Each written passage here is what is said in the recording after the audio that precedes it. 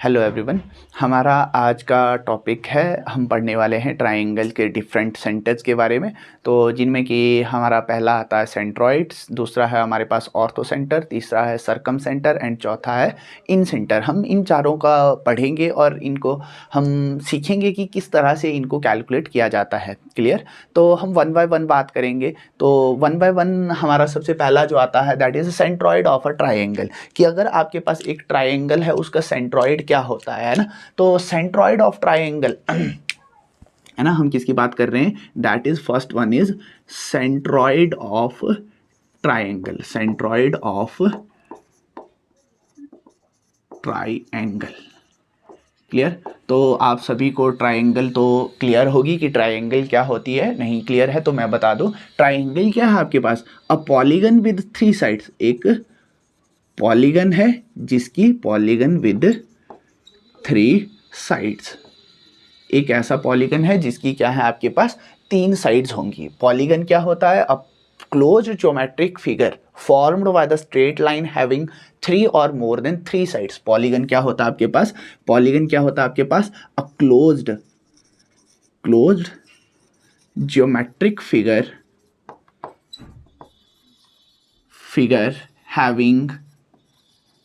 having three or more than three sides। Clear? तो क्या है आपके पास, पॉलीगन क्या है आपके पास, एक ऐसी क्लोज्ड, एक ऐसी बंद आकृति जो किससे बना हो, फॉर्म्ड बाय द साइड, है ना। यहां पे मैं लिख दूं ज्योमेट्रिक फिगर, ये किससे बनी होनी चाहिए, फॉर्म्ड बाय लाइंस या लाइन सेगमेंट से बनी होनी चाहिए। क्लियर? तो उस फिगर को हम क्या बोलते हैं, that figure is known as the polygon. Clear? तो अब सेंट्रॉइड ऑफ ट्रायंगल की बात करते हैं। तो सेंट्रॉइड ऑफ ट्रायंगल देखो आपके पास क्या होता है, सेंट्रॉइड ऑफ ट्रायंगल। तो इसको समझने के लिए सबसे पहले देखो हमने क्या लिया, एक कोई भी ट्रायंगल, मैंने एक ट्रायंगल कंसीडर कर ली। Let us consider as triangle A B C. ये इसके वर्टेक्स हैं, मैंने ये ले लिया वर्टेक्स ए, ये वर्टेक्स हमारे पास बी है और ये वर्टेक्स सी है। क्लियर? तो अगर ये हमारे पास एक ट्रायंगल है तो इसमें सेंट्रॉइड क्या होगा आपके पास, सेंट्रॉइड आपके पास एक ऐसा पॉइंट है जहां पे आपके पास ट्रायंगल के जो मीडियन होंगे वो आपस में मीट करते हैं। क्या बोला हमने, यहां पे मैं डेफिनेशन लिख दूं कि सेंट्रॉइड ऑफ ट्रायंगल क्या होता है आपके पास, point where the median of triangle meets। Clear? Median क्या होते हैं आपके पास, अब मीडियन को देखो निकालने का क्या तरीका, मीडियन क्या होता है आपके पास, अगर देखो आपके पास मैंने मान लिया कि ये इस लाइन का मिड पॉइंट है। मिड पॉइंट तो समझते हैं ना, यानी कि ये जो पॉइंट है, मैंने एग्जांपल के लिए मान लिया that let us call as this point as X. ये पॉइंट क्या है आपके पास, एक्स। ये पॉइंट ए से भी उतना दूर है जितना कि बी से है, यानी कि ये क्या है, mid point of A B. Similarly मैंने यहाँ पे एक पॉइंट ले लिया that is equal distance from C and A, यानी कि this is the mid point of A C line. और सिमिलरली मैंने एक पॉइंट कंसीडर कर लिया दैट इज पॉइंट जेड। ये पॉइंट हमने कंसीडर कर लिए। These are the mid point of respective side. X A B का मिड पॉइंट है, वाई ए सी का मिड पॉइंट है and Z is the C B का मिड पॉइंट। क्लियर? तो अगर आप देखो इन मीडियन को आपस में, अब देखो ये जो मीडियन है यानी कि मिड पॉइंट है, इसको मैं अगर अपोजिट वर्टेक्स के साथ ड्रॉ करूं, मैं ज्वाइन करूं, एक लाइन बन रही है। क्लियर? सिमिलरली मैं इसको भी अपोजिट वर्टेक्स के साथ ज्वाइन कर देता हूं, ये बन गया। और यहां पे भी हमने क्या कर दिया, इसको अपोजिट वर्टेक्स के साथ ज्वाइन कर दिया। क्लियर? तो ये जो पॉइंट है, ये जो पॉइंट ऑफ इंटरसेक्शन, जहां पे आपके क्या हो रहे हैं, तीनों मीडियन आपस में मीट कर रहे हैं। मीडियन क्या थे आपके पास, देखो ये लाइन और ये लाइन आपस में इक्वल, ये मिड पॉइंट था इस लाइन का, ये लाइन और ये लाइन आपस में इक्वल, और ये जो लाइंस हैं ये लाइंस भी आपस में इक्वल्स हैं। क्लियर? तो ये क्या है आपके पास, ये जो पॉइंट आया, इस पॉइंट को नाम दे देते हम, मैंने ले लिया let us call as that point O. इस पॉइंट को नाम हमने क्या दे दिया, ओ पॉइंट से डिनोट कर दिया। तो ये जो ओ पॉइंट है, ये जो ओ पॉइंट रहने वाला है, that is called as centroid of triangle. Centroid of triangle. Clear, ये क्या है आपके पास, सेंट्रॉइड ऑफ ट्राइंगल। इस ट्राइंगल का सेंट्रॉइड है, यानी कि सेंटर है, बिल्कुल सेंटर है। अब इसको और भी बोला जाता है, centroid of triangle is also known as the centre of gravity. Centre of gravity बोलते हैं, या तो हम इसको क्या बोलते हैं, that is also known as centre of मास।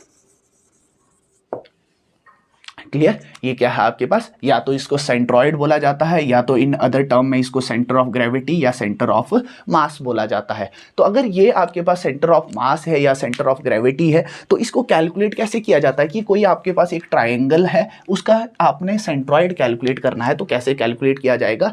अगर देखो इसके कोऑर्डिनेट हम मान लेते हैं, है ना, ए पॉइंट है, एक्स वाई प्लेन में है या प्लेन में है हमारे पास, तो इसके कोऑर्डिनेट रहने वाले हैं कुछ, मैंने ले लिया x1, y1 इसके कोऑर्डिनेट है, और इस पॉइंट के कोऑर्डिनेट आपके पास x2, y2 है।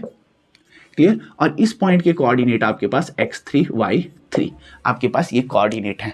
तो इसका जो सेंट्रॉइड है वह यहाँ पे भी कुछ ना कुछ वैल्यूज होंगी, है ना। यहाँ पे जो मैंने जनरल कंसिडर कर लिया दैट इज xy।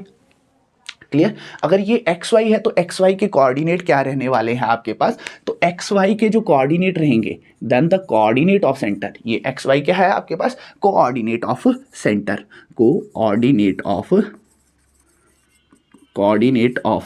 सेंट्रॉइड, इसको हटा देते हैं, कोऑर्डिनेट ऑफ सेंट्रॉइड क्या रहेंगे, दैट इज xy, और इनकी वैल्यू क्या होगी, इसकी जो वैल्यू होगी that is average of x coordinate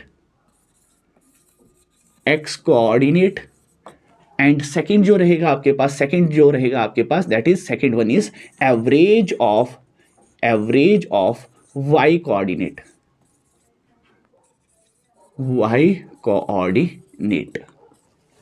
clear, तो आपको एवरेज कैलकुलेट करनी आती है कि एवरेज कैसे कैलकुलेट की जाती है। एग्जांपल के लिए देखो, हमारे पास 3 वर्टेक्स गिवन है, x1, y1, x2, y2, x3, ये कोऑर्डिनेट गिवन है। तो यहाँ से अगर आपके पास जितनी भी x की, यानी कि आप इनकी क्या निकालें, ये जो है हमारे पास, ये जो है x1, y1, ये x2 और x3, इनकी एवरेज कैलकुलेट करें। एवरेज कैलकुलेट कर सकते हैं आप, तो एवरेज हम कैलकुलेट कर सकते हैं, that is equal to x1 plus x2 plus divided by 3 and y1 plus y2 plus y3 divided by 3। ये क्या आ जाएंगे आपके पास, कोऑर्डिनेट ऑफ सेंट्रॉइड। एग्जाम्पल लेके देखते हैं हम, है ना, हमने एग्जाम्पल कंसीडर कर दिया, एक एग्जाम्पल बनाया हमने, हमारे पास एक ट्राइंगल दे दी, है ना, यहाँ पे छोटी सी ट्राइंगल बना देते हैं हम। हमारे पास एक ट्राइंगल दे दी मैंने, इसके कोऑर्डिनेट 1, 2 ले लिए, इसके 4 एंड 5, एंड इसके कोऑर्डिनेट ले लिए मैंने -1, 8। क्लियर, अगर आपके ये जो कोऑर्डिनेट हैं ये आपने बनाए, तो आपको पूछा गया कि इसका सेंट्रॉइड कैलकुलेट करो, यानी कि जो सेंटर ऑफ ग्रेविटी कैलकुलेट करो, तो आप कैसे डायरेक्टली कैसे कैलकुलेट करोगे, that is xy is equal to, ये वैल्यू किसकी आ गई, x1 y1, ये x2 y2 और ये x3 y3। तो इसके सेंट्रॉइड के कोऑर्डिनेट क्या रहने वाले हैं आपके पास, that is equal to x coordinate का sum, that is 4 -1 + 1, that is equal to 4/3, है ना, या मैं पूरा लिख दूं तो that will be equal to 4 + -1, that is -1 + 1। और दूसरा कोऑर्डिनेट क्या रहने वाला आपके पास, that is equal to 5 + 8 + 2, that is equal to 5 + 8 + 2 divided by 3। Clear, तो यानी कि इसके कोऑर्डिनेट क्या क्या हो गया आपके पास, एक कोऑर्डिनेट कितना आ गया, -1 और +1 आपस में कैंसिल, तो यानी कि एक कोऑर्डिनेट तो आ गया आपके पास 5/3, and second coordinate is 8, 13, 13 + 2 15, 15/3 equal to 5। ये क्या आ गया आपके पास, कोऑर्डिनेट ऑफ सेंट्रॉइड। क्लियर, तो होप आपको ये सेंट्रॉइड ऑफ ट्राइंगल समझ आ चुका होगा। ठीक है, अब हम सेकंड पे मूव करते हैं, है ना। सेकंड है आपके पास, that is known as the orthocentre. Clear,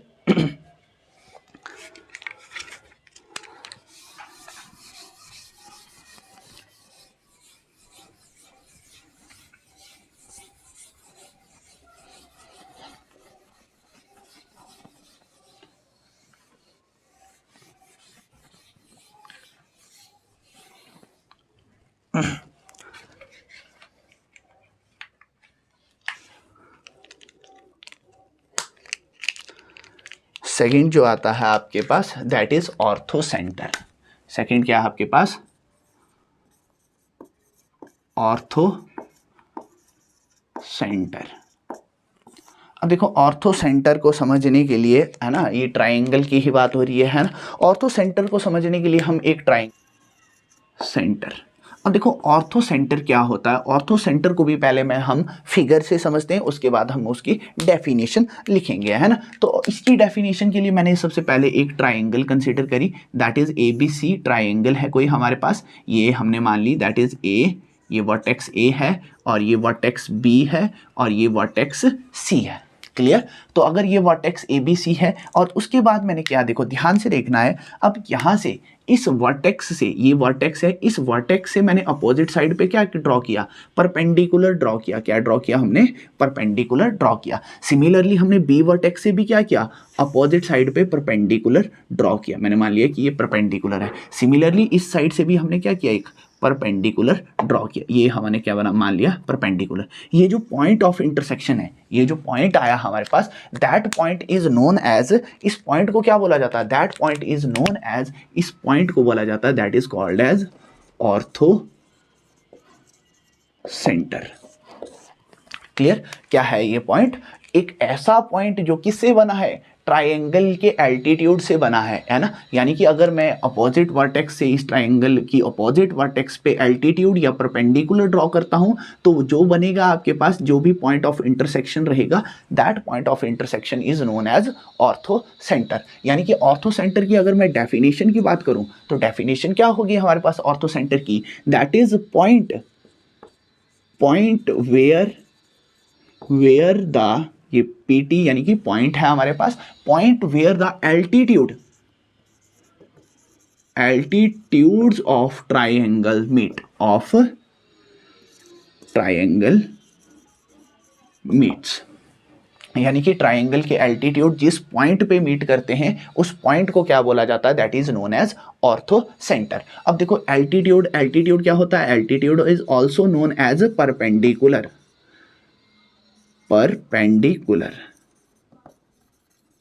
क्या बोलते हैं हम इनको, परपेंडिकुलर भी बोलते हैं। क्लियर। और एल्टीट्यूड बोले हम, परपेंडिकुलर बोले, सेम चीज है। तो यानी कि ऑर्थो सेंटर क्या है आपके पास, एक ऐसा पॉइंट है जो किससे बना है, जितने भी ट्राइंगल के अगर हम एल्टीट्यूड को आपस में ज्वाइन करते हैं, बनाते हैं, तो जो पॉइंट ऑफ इंटरसेक्शन है वो क्या होगा आपके पास, that point is known as orthocentre. Clear. अब बारी आती है कि आप ऑर्थो सेंटर कैसे कैलकुलेट करते हैं, how to calculate the orthocentre, how to calculate the orthocentre,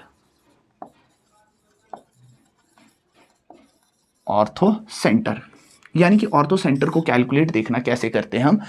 ortho centre को कैलकुलेट करने के लिए देखो क्या है हमारे पास, मैं थोड़ी सी ट्रायंगल की नेमिंग कर लूँ। ये जो एल्टीट्यूड मैंने मान लिया दैट इज AM, और ये N आ गया हमारे पास, और MNO, ये O मान लिया हमने, है ना। और जो ऑर्थो सेंटर है इसको मैंने नाम दे दिया, let us call as X। Clear. तो अगर मुझे इस x के कोऑर्डिनेट कैलकुलेट करने हैं, है ना, तो वो किस तरीके से कैलकुलेट करेंगे। अब देखना ध्यान से, हम क्या कैलकुलेट कर सकते हैं, देखना ध्यान से। क्या मैं इक्वेशन ऑफ लाइन, इस लाइन की इक्वेशन निकाल सकता हूं। अगर देखो मैं AM लाइन की इक्वेशन निकाल सकता हूं, AM लाइन की इक्वेशन बिल्कुल निकाल सकते हैं। और सिमिलरली मैं किस लाइन की इक्वेशन निकाल सकता हूं, मैं यहाँ पे वर्टेक्स C रह गया, है ना, ये जो है आपके, ये वर्टेक्स C था, ठीक है ना। अगर वर्टेक्स C से देखो, मैं सिमिलरली आप क्या कैलकुलेट कर सकते हैं, आप CN भी कैलकुलेट कर सकते हैं। अगर CN कैलकुलेट कर दिया आपने, आप BD भी कैलकुलेट कर सकते हैं। अब आप बोलेंगे जी ये कैसे करेंगे, अब देखो आप बहुत इजीली कैलकुलेट कर सकते हैं ये। अब देखो ये जो यहाँ पे कुछ कोऑर्डिनेट्स होंगे, है ना, तो मैं एग्जाम्पल के लिए कोऑर्डिनेट्स मान रहा हूँ, इनके कोऑर्डिनेट मैं मान रहा हूँ। जैसे मैंने इसके B कोऑर्डिनेट ले लिए x1 y1, और इसके कोऑर्डिनेट ले लिए x2 y2, और इसके कोऑर्डिनेट ले लिए हमने x3 y3। ये कोऑर्डिनेट्स हमने कंसीडर कर लिए, ठीक है ना।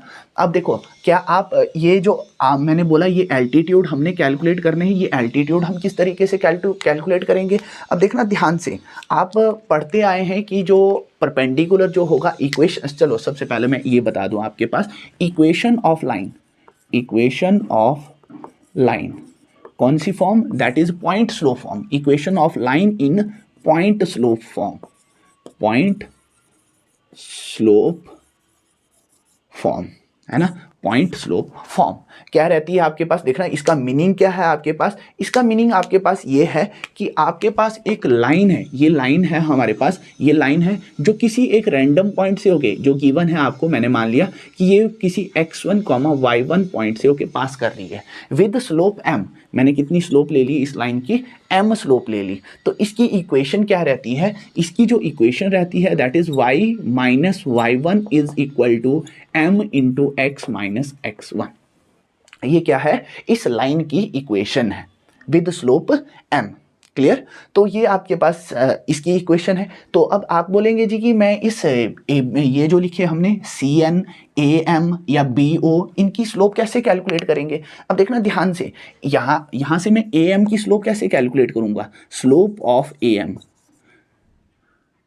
स्लोप ऑफ AM कैसे कैलकुलेट करेंगे हम। ये देखो स्लोप ऑफ AM की बात हो रही है, ये किसके परपेंडिकुलर है, that is equal to BC के परपेंडिकुलर है, यानी कि इसकी स्लोप कितनी रहने वाली है, that is -1 upon slope of किसकी, that is equal to BC। अब BC की स्लोप कैसे कैलकुलेट करते हैं, BC की स्लोप कैलकुलेट करने का हमारा फॉर्मूला क्या है। अब देखो अगर ध्यान से देखना है, अगर हमारे पास एक लाइन है ना, जो 2 पॉइंट से होके पास कर रही है, ये 2 पॉइंट से होके पास कर रही है और इनके कोऑर्डिनेट हमारे पास x1 y1 और x2 y2 है, तो इसकी जो आपके पास स्लोप रहने वाली है दैट इज इक्वल टू क्या रहती है आपके पास, that is y2 minus y1 upon x2 minus x1। Clear. तो सबसे पहले क्या कैलकुलेट करेंगे हम, इस लाइन की स्लोप कैलकुलेट करेंगे, और जैसे ही आपके पास इसकी स्लोप आएगी तो इस लाइन की स्लोप कितनी हो जाएगी, उसके नेगेटिव की रेसिप्रोकल, है ना, यानी कि जैसे हमने लिख दिया slope of AM is equal to minus slope of this. अब आपके पास इस लाइन की स्लोप भी आ गई, AM की स्लोप आ चुकी है आपके पास, इसकी जो भी स्लोप आएगी, मैंने मान लिया कि इसकी स्लोप हमारे पास M1 आई, क्या है इसकी स्लोप m1। तो इसकी इक्वेशन नहीं लिख सकते हैं आप, क्या देखो इसकी स्लोप कितनी है, m1 इसकी स्लोप है और x3, y3 से होके ये पास कर रही है। तो देयरफॉर इक्वेशन ऑफ AM कितनी आ जाएगी, equation of AM will be equal to कितना आ जाएगा आपके पास, दैट इक्वल टू कितना आ जाएगा, y minus y3 is equal to कितना आ जाएगा, y minus y3 is equal to कितना आ जाएगा, m1 into x minus x3। Clear. तो ये क्या आ गई आपके पास, स्लोप आ गई, किसकी आ गई, AM की इक्वेशन आ गई, सॉरी, ठीक है ना, क्या आ गई है हमारे पास, AM की इक्वेशन आ गई। सिमिलरली हम क्या कैलकुलेट कर सकते हैं, ये जो 2 रिमेनिंग एल्टीट्यूड है इनकी भी निकाल सकते हैं सिमिलर वे में, है ना। तो यानी कि अगर मैं यहां से निकालूं that is equation of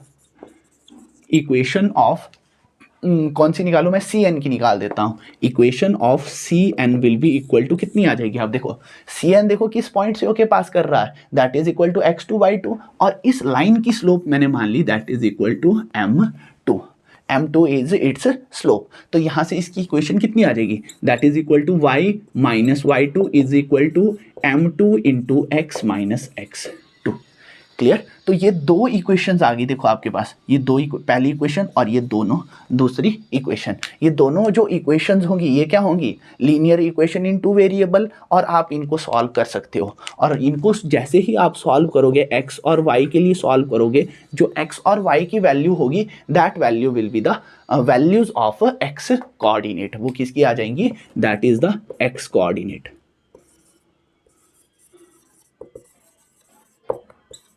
x coordinate of ortho centre,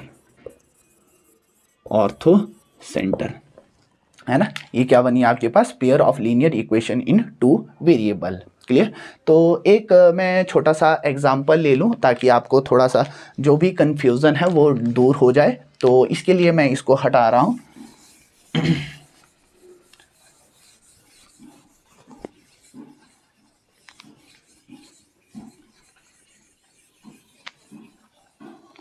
ठीक है।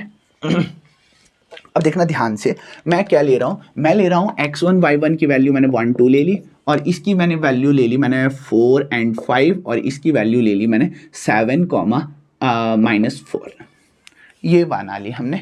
ये एक ट्रायंगल की वर्टिसेस मान ली। मुझे बोला गया कि अगर आपके पास एक ट्रायंगल ये है आपके पास, तो चलो मैं यहाँ पे उधर ज़्यादा ये हो गया, तो मुझे बोला गया ये आपके पास ट्रायंगल है, ठीक है ना, ये ट्राइंगल है जिनकी वर्टिसेस आपको गिवन है, मैंने ले लिया ए बी सी, ठीक है ना, जिनकी वर्टिसेस कितनी है आपके पास 1 2 और यहाँ पे 4 5 एंड इसकी जो वर्टिसेस है दैट इज 7 -4। आपको बोला गया है जी कि आप इसका क्या कैलकुलेट करो, कैलकुलेट इट्स ऑर्थो सेंटर। क्या कैलकुलेट करो इसका, calculate ortho centre, ortho centre calculate करो इस ट्राइंगल का। तो अब ऑर्थो सेंटर देखो, ऑर्थो सेंटर कैलकुलेट करना है तो मैं क्या कैलकुलेट करूंगा, ऑर्थो सेंटर कैलकुलेट करने के लिए हम देखो क्या करेंगे, यहां से आप एक परपेंडिकुलर ड्रॉ कर दो, ठीक है, और यहां से भी हमने क्या कर दिया, एक परपेंडिकुलर ड्रॉ कर दिया। क्लियर। तो सबसे पहले देखो मैं इनकी नेमिंग भी कर दूं, दैट इज ए एम और सी एन, ये दो, ये पॉइंट ऑफ इंटरसेक्शन यहीं से तो पास होगा, थर्ड परपेंडिकुलर भी। तो सबसे पहले मुझे जो रिक्वायर्ड है, मुझे क्या कैलकुलेट करना है, मुझे निकालने हैं coordinate of orthocentre, ortho centre के कोऑर्डिनेट कैलकुलेट करने हैं। अगर मुझे ऑर्थो सेंटर के कोऑर्डिनेट कैलकुलेट करने हैं तो उसके लिए मुझे क्या रिक्वायर्ड होगा, मुझे रिक्वायर्ड होगी equation of A M and equation of C N, ये निकालनी पड़ेगी। तो सबसे पहला 1 बाय 1 मैं निकालता हूं, सबसे पहले निकाल रहा हूं मैं, that is equation of A M निकाल रहा हूं, that is equation of A M. Equation of A M कितनी आएगी, ये देखो इक्वेशन ऑफ ए एम क्या रहेगी, that is by point slope form. Point slope form क्या रहेगी आपके पास, that is equal to y minus y1 is equal to m into x minus x1, where x1 and y1 are the coordinate through which line passes। x1 और y1 क्या रहते हैं आपके पास, x1 and y1 are the coordinate through which line passes। और ये m क्या रहता है आपके पास, m is the slope of line.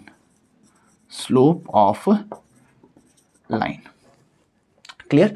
तो आप इस लाइन की स्लोप निकाल सकते हो, इस लाइन की स्लोप, और ये यहाँ पे परपेंडिकुलर है इसके। तो अगर मैं जनरली यहीं पे ओरली इसकी स्लोप कैलकुलेट करूं, तो ओरली अगर आप इसकी स्लोप कैलकुलेट करना चाहते हैं तो ये मैंने x1 y1 मान लिए और ये x2 y2 मान लिए। तो यहाँ से अगर आप स्लोप कैलकुलेट करेंगे तो ये कितना आ जाएगा, that is y2 minus y1 upon कितना आ जाएगा, that is x2 minus x1, that is equal to कितना आ जाएगा, that is equal to 5 minus of minus 4, that is 5 plus 4, that is equal to कितना आ गया, -2/9। क्लियर। अगर इस लाइन की स्लोप आपके पास 2/9 है तो देयरफॉर हमारे पास क्या आ गया, देयरफॉर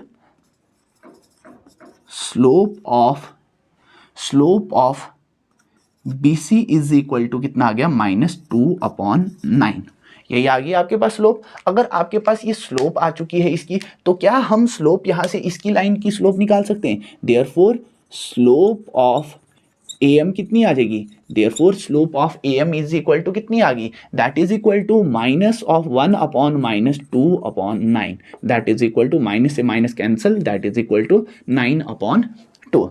ये क्या आ गया आपके पास, स्लोप ऑफ AM आ चुकी है। तो यहां से अगर मैं इक्वेशन लिखना चाहूं तो AM की इक्वेशन कितनी आ गई आपके पास, देखो किस पॉइंट से होके पास कर रही है, ये x1 y1 ये 1,2 से पास कर रही है, और साथ में इसकी स्लोप कितनी है आपके पास, दैट इज इक्वल टू 9/2। तो यानी कि ये कितना आ गया, that is equal to y minus 2 is equal to कितना आ जाएगा आपके पास, y minus 2 is equal to 9/2 multiplied with कितना आ गया आपके पास, that is x minus x1, that is x minus 1। तो ये क्या आ गई आपके पास, इसकी स्लोप आ गई। अगर आप इसकी स्लोप आ गई, ये इस स्लोप नहीं सॉरी क्या आ गई, ये इस AM लाइन की इक्वेशन आ गई।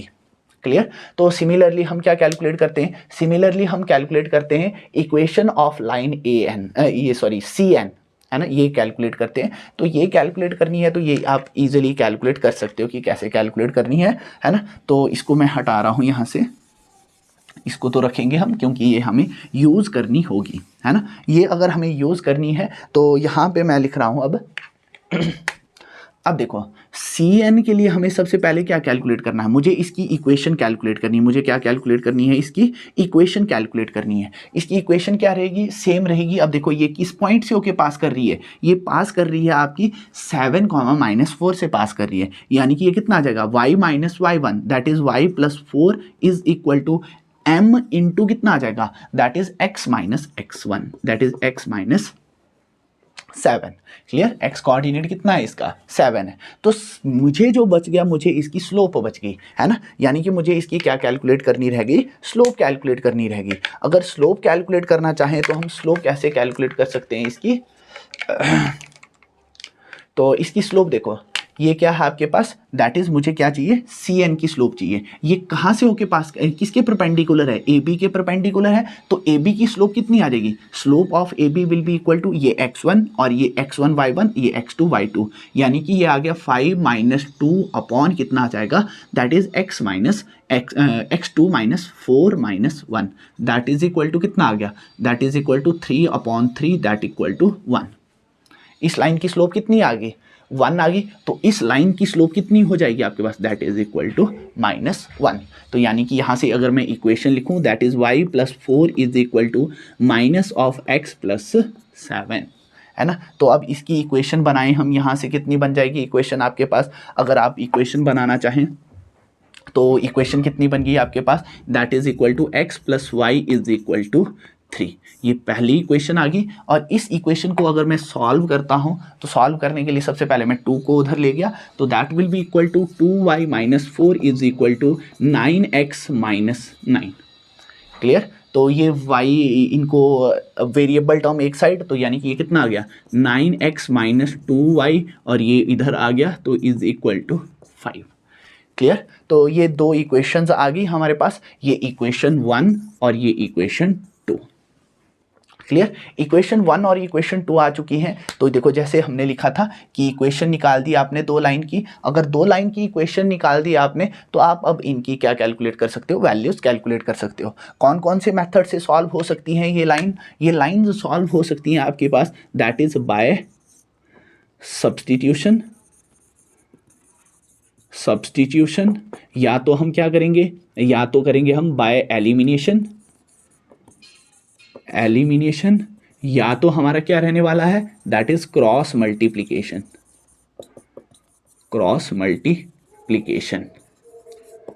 क्लियर, बात आ रही है। या एक और भी रहता है, that is also known as graphical method, आप सॉल्व कर सकते हैं, है ना।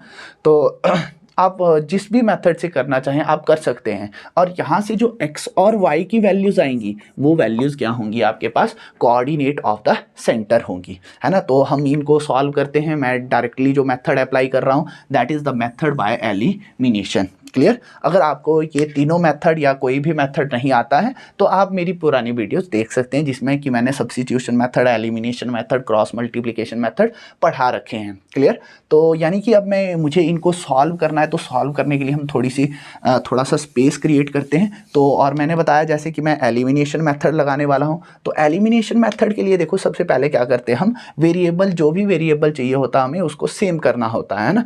तो मैं यहाँ पे 9 y को ईजिली एलिमिनेट कर रहा हूँ, that is 2x plus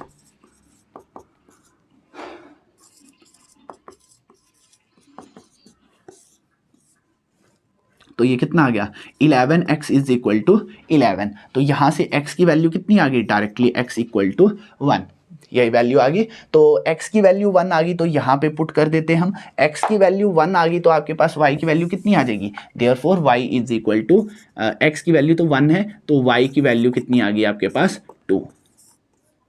clear, यानी कि जो इसका सेंट्रॉइड है वो सेंट्रॉइड के कोऑर्डिनेट क्या है आपके पास, x की वैल्यू 1 है और y की वैल्यू 2 है, यानी कि 1,2। ये क्या है आपके पास, सेंट्रॉइड ऑफ द सेंट्रॉइड नहीं, ortho centre of the triangle. Clear, hope आपको समझ आ रही होंगी चीजें, है ना। तो थर्ड आता है हमारे पास दैट इज सरकम सेंटर। देखो क्या होता है आपके पास,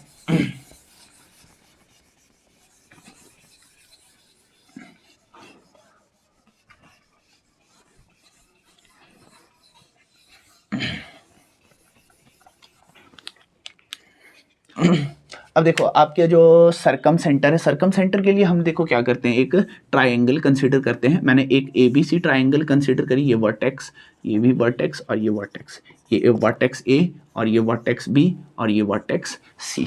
क्लियर? अगर ये वर्टेक्स है हमारे पास, तो अगर मुझे क्या कैलकुलेट करना, सरकम सेंटर कैलकुलेट करना। सरकम सेंटर के लिए देखो सबसे पहले क्या करेंगे, हम इनके मिड पॉइंट देखते हैं। ये मैंने मान लिया कि सपोज इस लाइन का मिड पॉइंट है, इस लाइन का मिड पॉइंट है, ये इस लाइन का मिड पॉइंट है।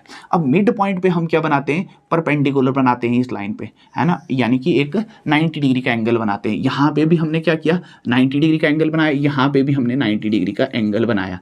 तो ये जो पॉइंट है ना, point formed by the meeting of altitude या right bisector of triangle is known as the, क्या बोलते हैं हम उसको, that is called as circumcentre. Clear? क्या चीज, ये जो साइड राइट बाइसेक्टर, यानी कि ये साइड इस साइड के बराबर है, ये साइड इस साइड के बराबर है और ये साइड आपकी इक्वल है। क्लियर? तो अगर यहाँ पे देखो जो भी मिड पॉइंट होगा, मिड पॉइंट पे आप क्या करते हो, एक परपेंडिकुलर ड्रॉ करते हो। ये जरूरी नहीं है कि अपोजिट वर्टेक्स से होके जाए, है ना, ये जैसे ये भी साइड से जा रहा है और ये, ठीक है ना। तो ये जो पॉइंट है आपके पास, इस पॉइंट को हम क्या बोलते हैं, that is called as circumcentre. ये क्या है आपके पास, सरकम सेंटर। और ये क्या है आपके पास, यहाँ पे 90 डिग्री का एंगल, यहाँ पे भी क्या बन रहा है 90 डिग्री, यहाँ पे भी 90 डिग्री का एंगल बन रहा है ना। तो सेम जो है आपका लगभग ये ऑर्थो सेंटर की तरह है। ऑर्थो सेंटर में क्या कंडीशन थी कि अपोजिट वर्टेक्स से अपोजिट साइड पे परपेंडिकुलर ड्रॉ करना है। बट इसमें क्या है आपके पास कि जो साइड है आपके पास, साइड के मिड पॉइंट में परपेंडिकुलर क्रिएट करना है ना। मिड पॉइंट पे परपेंडिकुलर क्रिएट किया तीनों साइड में, जहां पे ये परपेंडिकुलर आपस में मीट करते हैं, वहां पे उस पॉइंट को हम क्या बोलते हैं, that is known as circumcentre, है ना। यहां पे मैं लिख दूं, that is equation of circumcentre, point of intersection, point of intersection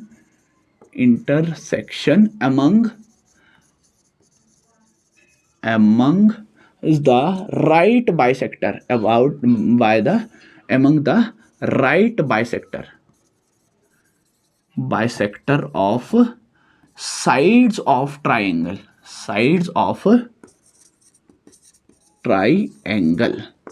is called as circumcenter। Clear? ये बहुत इजीली विजिबल है और कैलकुलेट करने का तरीका सेम तरीका है आपके पास। सबसे पहले देखो, अब यहाँ पे देखो क्या कैलकुलेट करना पड़ेगा। यहाँ पे आपको मिड पॉइंट से, यानी कि ये जो एल्टीट्यूड है, एल्टीट्यूड कहाँ से होके पास कर रहे हैं, एल्टीट्यूड passes through midpoints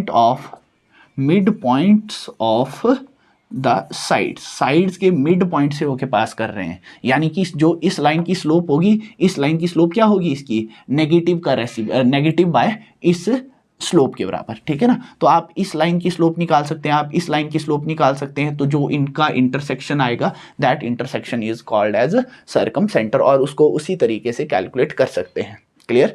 तो अब अगला आता है आपके पास, दैट इज लास्ट वन आता है आपके पास, दैट इज इन सेंटर। क्या आता है आपके पास, इन सेंटर। अब इन सेंटर देखो क्या है आपके पास, इन सेंटर आपके पास देखो, मैं एक ट्रायंगल कंसीडर कर रहा हूं, है ना। मैंने एक ट्रायंगल बना ली, दैट इज ABC, एक ट्रायंगल बना ली हमने, है ना। ABC एक ट्रायंगल बना ली, ये वर्टेक्स, ये भी वर्टेक्स और ये वर्टेक्स, ये वर्टेक्स A B और ये C। क्लियर? तो अब इसको ना आपको क्या करना है, अगर मुझे इन सेंटर कैलकुलेट करना है तो ये एंगल है, यहाँ पे भी कोई भी एंगल होगा, यहाँ पे भी कोई एंगल होगा, यहाँ पे भी कोई एंगल होगा। आपको क्या ड्रॉ करने हैं, एंगल बाइसेक्टर ड्रॉ करने हैं। एंगल बाइसेक्टर यानी कि एक ऐसी लाइन ड्रॉ करनी है जो इस एंगल को इक्वल टू पार्ट्स में ब्रेक करे। यानी कि ये जो एंगल आना चाहिए, ये एंगल इन दो, ये एंगल आपस में बराबर आने चाहिए। सिमिलरली आप यहाँ से भी क्या ड्रॉ करोगे, एंगल बाइसेक्टर, यानी कि ये साइड, ये दोनों एंगल क्या आपस में इक्वल है। सिमिलरली यहाँ से भी हम क्या करेंगे, एंगल बाइसेक्टर, यानी कि ये जो एंगल होंगे ये आपस में क्या होंगे, इक्वल। जो ये पॉइंट रहने वाला है जहाँ पे ये तीनों लाइंस आपस में मिलेंगी, that point is known as incentre, ठीक है ना। इन सेंटर तो यानी कि इन सेंटर की डेफिनेशन मैं लिखूं, इन सेंटर की डेफिनेशन क्या हो जाएगी आपके पास, that is point of intersection intersection among the angle bisector, angle bisector is known as the incentre, उसको हम क्या बोलते हैं, इनसेंटर। क्लियर। तो इसके लिए इसको कैलकुलेट करने का तरीका भी क्या है हमारे पास, एंगल बाइसेक्टर की इक्वेशन निकालो और दो एंगल कोई भी दो आप एंगल बाइसेक्टर की इक्वेशन निकालो और जो पॉइंट ऑफ इंटरसेक्शन आएगा वो क्या आएगा आपके पास, that is the point of incentre. Clear. तो ये थे हमारे पास ऑर्थो सेंट्रॉइड में रिवाइज करवा दो। ऑर्थो सरकम सबसे पहला था आपके पास सेंट्रॉइड। सेंट्रॉइड क्या था आपके पास, centroid is the point of meeting of all median, है ना, यानी कि a point of intersection amongst the median, है ना, जहाँ पे यहाँ पे क्या हो रहे थे, यहाँ पे मैं लिख दूँ दैट इज मीडियन मीट्स, है ना, मीडियन मीट कर रहे थे। यहाँ पे क्या हो रहा था, एल्टीट्यूड मीट हो रहे थे, एल्टीट्यूड मीट, है ना। और सरकम सेंटर में क्या हो रहा था आपके पास, right bisector meets, right bisector meet. और यहां पे कौन से मीट कर रहे हैं, that is angle bisector, angle bisector meet कर रहे हैं। क्लियर। ठीक है। तो ये था आपके पास क्या था आज का टॉपिक, और होप आपको पसंद आया होगा और पसंद किया, आपको समझ आया होगा। तो थैंक यू।